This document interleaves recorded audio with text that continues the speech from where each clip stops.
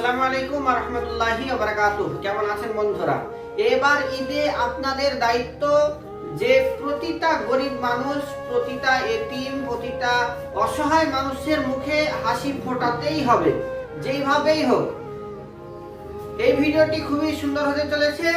এক্ষুনি ভিডিওটি শেয়ার করে দিন এবং আপনি শেয়ার করার পর ভিডিওটি শুনুন। এবার ঈদে আমাদের অবশ্যই যেন এতিমদের পাশে থাকা হয়। আমরা সকলেই এখন ঈদের খুশির জন্য ব্যস্ত থাকবো। ঈদের জন্য কেনাকাটা, জামা কাপড়, খাবার দাবার কেনার কাজে আমরা সকলেই ব্যস্ত থাকবো। কিন্তু আপনি হয়তো জানেন যে এক কোয়ালিটির মানুষ এই ঈদের দিনেও খুশি নন। সেই কোয়ালিটির মানুষ হচ্ছে যাদের কাছে পরার জন্য নতুন জামা নেই, যারা নতুন খাবার খাওয়ার জন্য কোনো টাকা তাদের কাছে নেই। এরকম কোয়ালিটির মানুষ, তাদের ঈদের দিনেও কোনো খুশি নেই।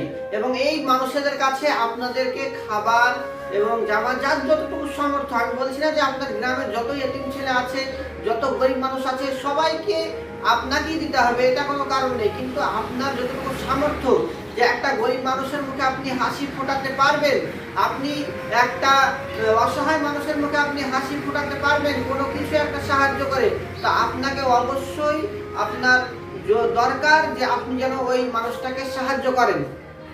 কারণ এই ঈদের দিনে কেউই দুঃখতে থাকুক, এটা ইসলাম চাই না। রাসূল সাল্লাল্লাহু আলাইহি ওয়াসাল্লাম একদিন বাড়ি থেকে বের হয়ে দেখছেন 4-5টা ছেলে এক জায়গায় খেলছে এবং একটা ছেলে, যে ছেলেটা রাস্তার একদিকে বসে আছে এবং মন খারাপ করে কান্না করছে, তার গায়ে একটা ছিঁড়া ফাটা কাপড়, নোংরা কাপড় পরিধান করে আছে সেই ছেলেটা। রাসূল সাল্লাল্লাহু আলাইহি ওয়াসাল্লাম গেলেন। দেখুন, রাসূল সাল্লাল্লাহু আলাইহি ওয়াসাল্লামের এই হাদিস থেকে আপনারা শিক্ষা নেন। আমাদেরকে শিক্ষা নিতে হবে যে ঈদের দিনটা কেমন হওয়া উচিত, বা ঈদের দিনে আমরা কাদের পাশে দাঁড়াবো, ঈদের দিনে কাদেরকেও খুশি করতে হবে, এটা এই হাদিস থেকে জানতে হবে। তার জন্য পুরো ভিডিওটি দেখুন এবং ভিডিওটি শেষ করুন।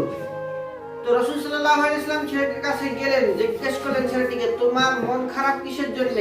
তো ছেলেটি বলছে যে আমার মন খারাপের কারণ হচ্ছে এই যে আমার এই যে দেখতে পাচ্ছেন যতগুলা ছেলে, সবারই নতুন নতুন জামা আছে, তারা সকলেই নতুন জামা কিনেছে এবং ঈদে যাবে সকলেই সকলের বাবার সাথে, কিন্তু আমার বাবা নেই, আমার নতুন পোশাকও কিনা হয়নি এবং আমাকে ঈদগাহে নিয়ে যাওয়ার মতো কেউ নেই। রাসূল সাল্লাল্লাহু আলাইহি ওয়াসাল্লাম জিজ্ঞেস করলেন ছেলেটিকে যে, এই ছেলে, তোমার মার কি হয়েছে?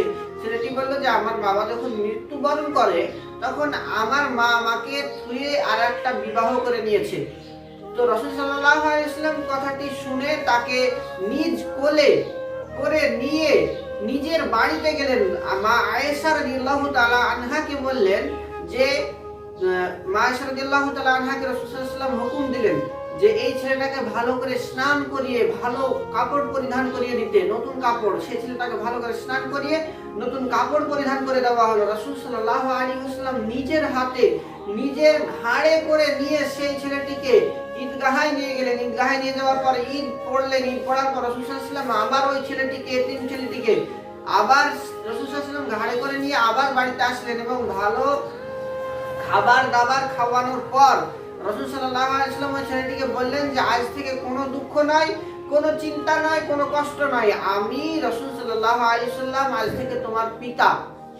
তো এরকম ভাবে রাসূল সাল্লাল্লাহু আলাইহি ওয়াসাল্লাম ঈদের দিনে অসহায়দের পাশে দাঁড়াতেন, গরিবদের পাশে দাঁড়াতেন, যেন শুধু মুসলমান জাতি যাদের কাছে অর্থ আছে তারাই যেন খুশি না থাকে, যারা অর্থহীন, যারা গরিব, যারা এতিম, তাদের মুখেও যারা খুশি ফোটায়। তাদের রাসূল সাল্লাল্লাহু আলাইহি ওয়াসাল্লাম একটা বড় সুন্নাহ চালু করে গেলেন যে তোমরা ঈদের দিনে এতিমদের পাশে থেকো। তার জন্য আপনার কাছে অনুরোধ আমার যে এই ঈদের দিনে আপনি অবশ্যই এতিমদের পাশে থাকুন, গরিবদের পাশে থাকুন এবং এই ভিডিওটা বেশি বেশি করে ছড়িয়ে দিন, শেয়ার করে দিন। আজকের ভিডিওটা এই পর্যন্তই। যদি আমার ভিডিওটি ভালো লাগে একটি লাইক, একটি কমেন্ট, সাবস্ক্রাইব, ফেসবুক পেজটিকে ফলো করুন।